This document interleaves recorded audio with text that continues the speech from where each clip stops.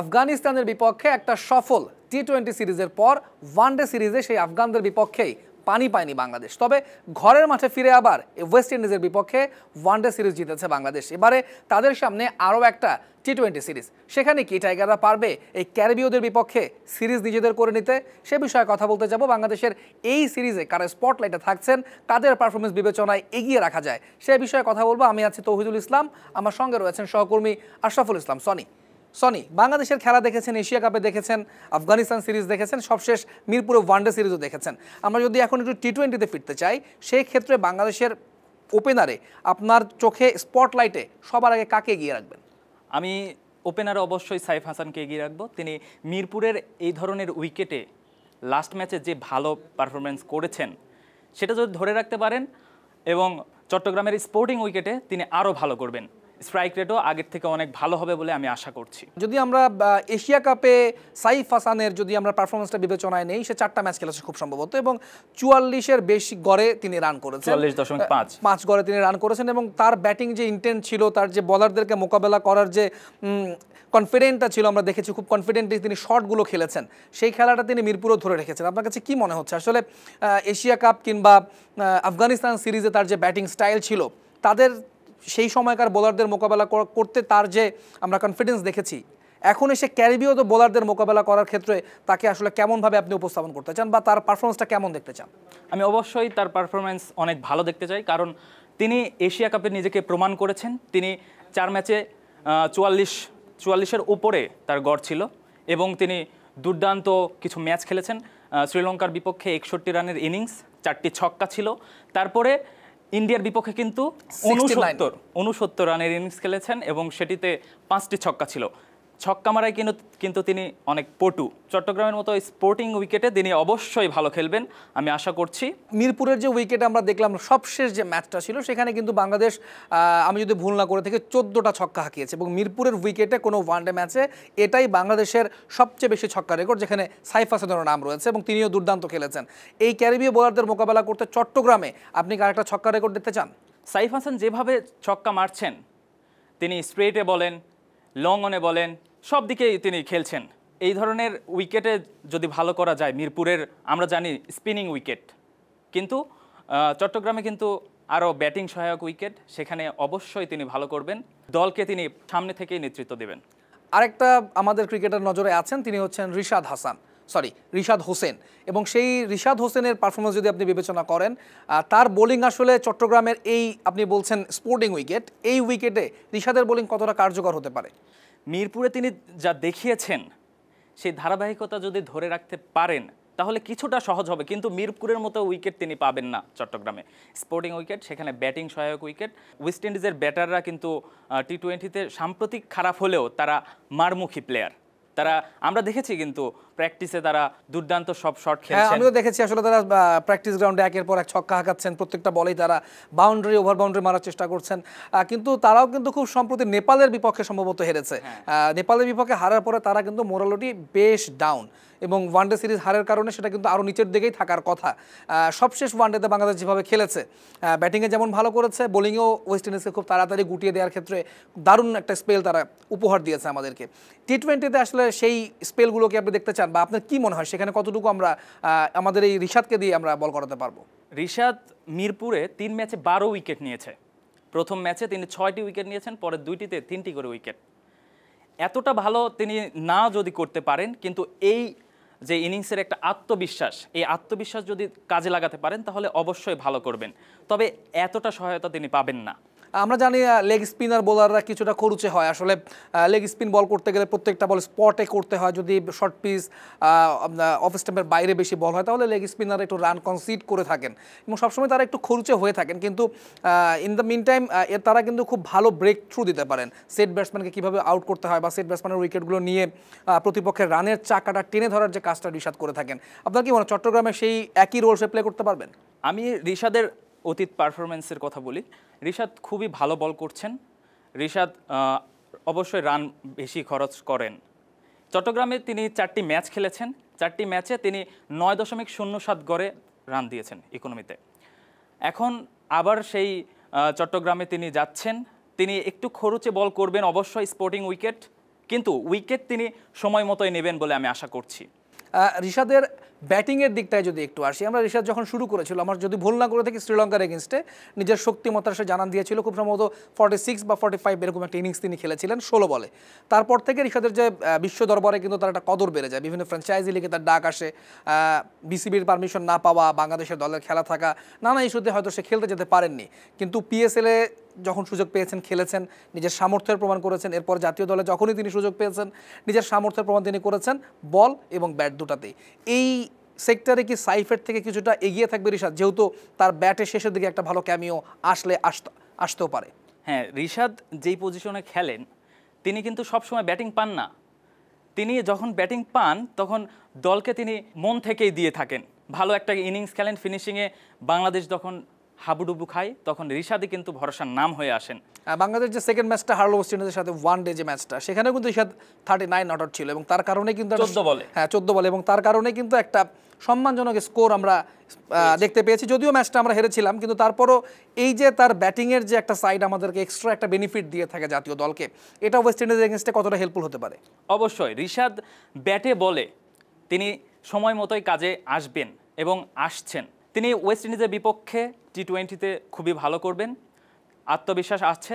আমরা ওয়েস্ট ইন্ডিজের বিপক্ষে যে সুপার ওভারে গিয়েছিলাম, আমরা সবাই চাচ্ছিলাম রিশাদ ব্যাটিংয়ে আসুক। দেশের মানুষ তো এমনি এমনি চায় নাই, রিশাদ ভালো করছেন, তার আত্মবিশ্বাস আছে, তাই জন্যই মানুষ চাইছিলেন তিনি সুপার ওভারে ব্যাটিং করুক। কিন্তু আমাদের ক্যাপ্টেন সেটি করেননি। কি কারণে করেননি আমরা জানি না। চট্টগ্রামের উইকেট তো স্পোর্টিং আপনি বললেন, এবং সেখানে রিশাদের কথা আমরা বললাম।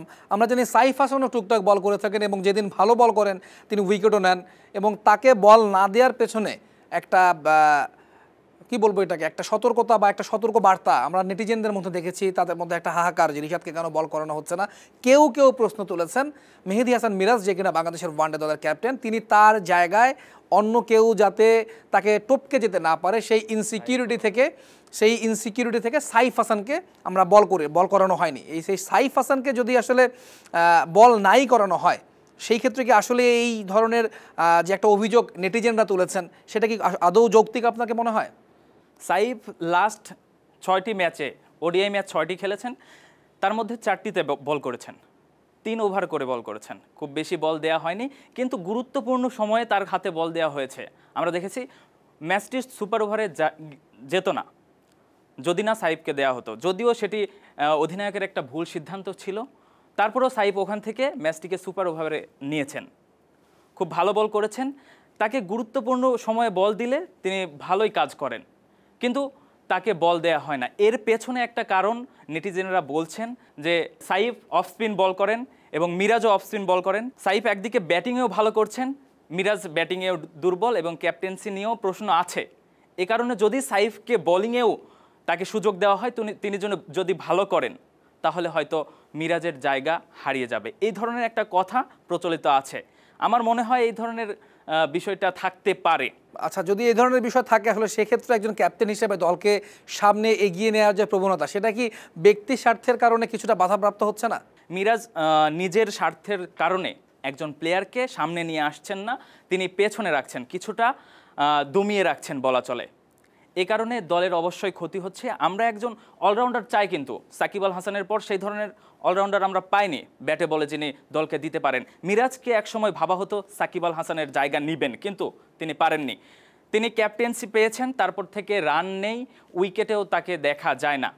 এখন সাইফকে যদি সেই সুযোগ দেওয়া হয় অবশ্যই ভালো করবেন, কিন্তু সেটি দেয়া হচ্ছে না। মিরাজ এখানে ব্যক্তি স্বার্থ নিয়ে চিন্তা করছে না। চট্টগ্রামের উইকেটে গিয়ে যদি আমরা স্পোর্টিং উইকেট পাই, সেখানে হয়তো পেসার বেশি খেলানো হবে, স্পিনার কম থাকবে। যদি রিশাদ হোসেন থাকে, সেক্ষেত্রে হয়তো সাইফের বোলিং অপশনটা খুব সংকীর্ণ হয়ে আসবে। আপনার কি মনে হয়, সেটা কি আসলে এখন টি-20তে ক্যাপ্টেন তো লিটন দাস কি আসলে সাইফকে সুযোগ দিবেন? টি-20 একটা ছোট্ট ফরম্যাটের খেলা, 20 ওভারের, সেখানে বোলিং দিলেও খুব বেশি দিবে না, হয়তো 2-1 ওভার দেখতে পারে। তারপরে যদি ভালো করে তাহলে কন্টিনিউ করাবে। অবশ্যই তাকে বোলিং করাতে হবে, কারণ তাকে সেট করতে হবে। একটা অলরাউন্ডার আমাদের দরকার, সে যদি ওপেনিং ব্যাটসম্যান হিসেবে হয় তাহলে তো আরও ভালো, সেটা সোনায় সোহাগা আমরা বলতেই পারি।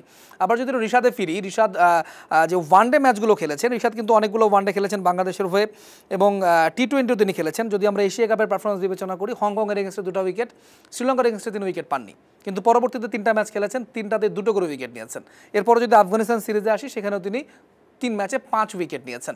এই যে লেগ স্পিনারের একটা অভাব ছিল বাংলাদেশে, সবসময় একটা লেগ স্পিনারের অভাব ছিল এবং এই কারণে আমরা দেখেছি তানভীর হায়দার একজন লেগ স্পিনার ছিলেন যিনি জাতীয় লিগে এখনও খেলছেন, তাকেও সুযোগ দেওয়া হয়েছিল, কিন্তু তিনি আসলে সেভাবে নিজেকে মেলে ধরতে পারেননি। কিন্তু রিশাদ সেই জায়গাটা কতখানি নিতে পেরেছে বলে আপনি মনে করেন?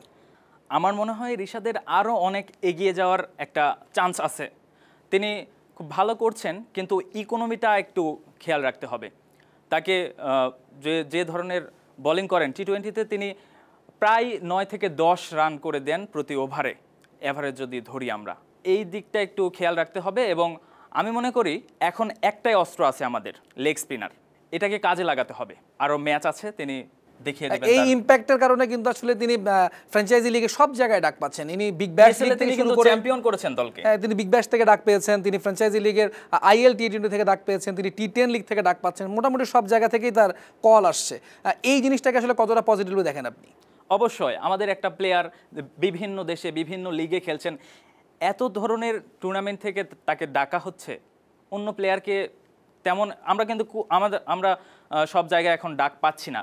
IPL-এর মতো টুর্নামেন্টে আমরা তেমন প্লেয়ার দেখি না বাংলাদেশি। আফগানিস্তান সেখানে অনেক প্লেয়ার পাঠায়, অনেক প্লেয়ার তাদের সুযোগ পায়। আমরা আসলে একটা হতাশার মধ্যেই থাকি, আমাদের প্লেয়ার কেন খেলছে না IPL-এ। IPL দিয়ে কিন্তু একটা অভিযোগও আছে। আমাদের মুস্তাফিজ যখন তার ক্যারিয়ার শুরু করেন, তার বল খেলা একেবারেই অসম্ভব ছিল। ইভেন বাঘা ক্রিকেটার, আমি যদি নাম ধরে বলি, রোহিত শর্মা, বিরাট কোহলি, সুরেশ রায়না, তারাও কিন্তু তার বল ঠিকভাবে রিড করতে পারতো না এবং তিনি নিয়মিত উইকেট পেয়েই থাকতেন। এবং একটা অভিযোগ করা হয় যে IPL-এ গিয়েই আসলে মুস্তাফিজের ডাউনফল শুরু হয়েছে, বা IPL-এ যাওয়ার পর থেকে মুস্তাফিজের ক্যারিয়ারটা আস্তে আস্তে গ্রাফটা নিচের দিকে নেমেছে, কারণ সেখানে অনেক বেশি অ্যানালাইসিস হয়, সে কীভাবে বল করছে, কোনটা কাটার দিচ্ছে, কোন জায়গায় কীভাবে বল করবে, এই জিনিসগুলো ব্যাটসম্যানরা খুব বেশি তাকে রিড করার সুযোগ পায় এবং সেখান থেকে আস্তে আস্তে তার ভ্যারিয়েশনেরটা ব্যাটসম্যানরা খেলা শুরু করে। এই ক্ষেত্রে রিশাদ যে বিভিন্ন ফ্র্যাঞ্চাইজি লিগে খেলছে বা ডাক পাচ্ছে, সে যদি সব জায়গায় খেলে, আপনার কি মনে হয় না রিশাদের ক্ষেত্রেও একই ধরনের ইম্প্যাক্ট পড়তে পারে?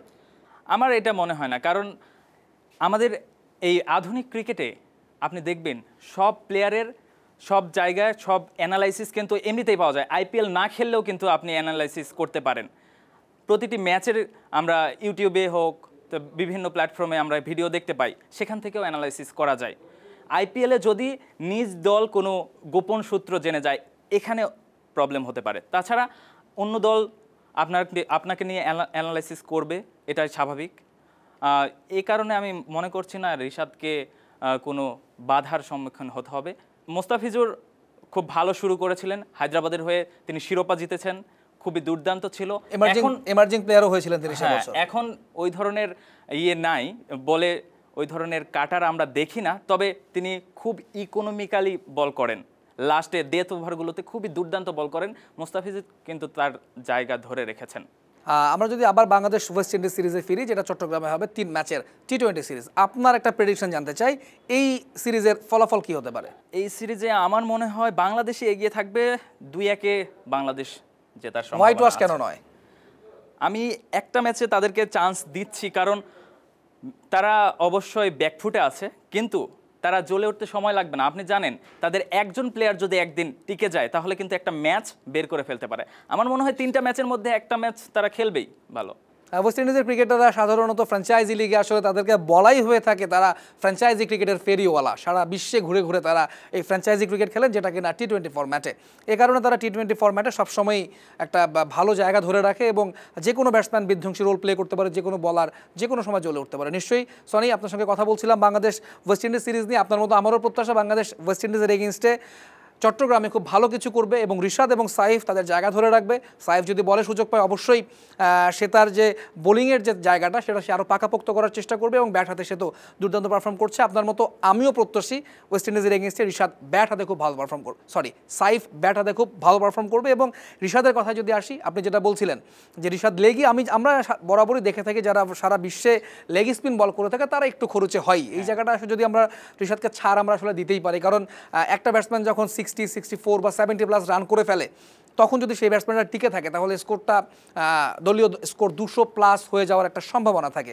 সেখানে যদি রিশাদ একটা ব্রেক থ্রু এনে দিতে পারে বা একটা লেগ স্পিনার যদি সময় কিন্তু তিনি উইকেট পান, এই জিনিসটা কিন্তু দলের জন্য অনেক বেশি হেল্পফুল হয়ে থাকে। আপনার মতো আমিও প্রত্যাশী রিশাদ তার ব্যাট এবং বল দুটো দিয়ে বাংলাদেশকে সার্ভিস দিবে। আমার ব্যাটিং এ একটু বেশি ফোকাস দিতে হবে, কারণ এখানে বল হাতে খুব বেশি কিছু করার সুযোগ নেই, ব্যাট হাতে কিন্তু রিশাদ করতে পারেন। রিশাদকে আবার আমরা টি20 যেটা ফরম্যাট বলেন, রিশাদ আসলে টি20 ফরম্যাটেও কিন্তু ছোট ছোট ক্যামিও রোলগুলো প্লে করেন। লাস্ট 3টা টি20 যদি আমরা হিসাব করি দেখা যাচ্ছে যে 16 নট আউট, 14 নট আউট, এই শেষ দিকে এসে 3-4 বলে এই 14-16 রান, যে জায়গাটায় জাকির আলী অনেক পারছেন না সেখানে কিন্তু রিশাদ করে দেখাচ্ছেন। হ্যাঁ, টুকটাক করে কিন্তু এই যে রানটা তিনি এগিয়ে দিচ্ছেন, এটা কিন্তু দলের জন্য অবশ্যই এটা বড় পাওয়া। যেখানে আপনি ধরে রাখছেন 160 হচ্ছে আপনার রান, সেখানে 4 বলে 14, 5 বলে 16, মানে 170+ করে দিচ্ছে আপনাকে। সেক্ষেত্রে অবশ্যই রিশাদের ছোট ক্যামিওটা অনেক বেশি কাজে আসবে। আপনার মতো আমিও প্রত্যাশী চট্টগ্রামে রিশাদ এবং সাইফ দুজনে নিজেদের মেলে ধরবেন এবং দুজনেই তাদের সেরাটা দিয়ে পারফর্ম করবেন, বাংলাদেশকে সিরিজ জেতাতে সাহায্য করবেন। আপনাদের সঙ্গে আমরা ছিলাম এতক্ষণ, কথা বলছিলাম বাংলাদেশের কি প্লেয়ার কে হতে পারেন ওয়েস্ট ইন্ডিজ আর বাংলাদেশ এই সিরিজে। এই টি20 সিরিজ বাংলাদেশে শুরু হচ্ছে আগামীকাল থেকেই, যেখানে আমরা দেখতে পারবো হয়তো সাইফ হাসান এবং রিশাদের বিধ্বংসী কোনো কিছু। আপনাদের সঙ্গে ছিলাম আমি তৌহিদুল ইসলাম, আমার সঙ্গে যোগ দিয়েছিলেন সহকর্মী KM সনি।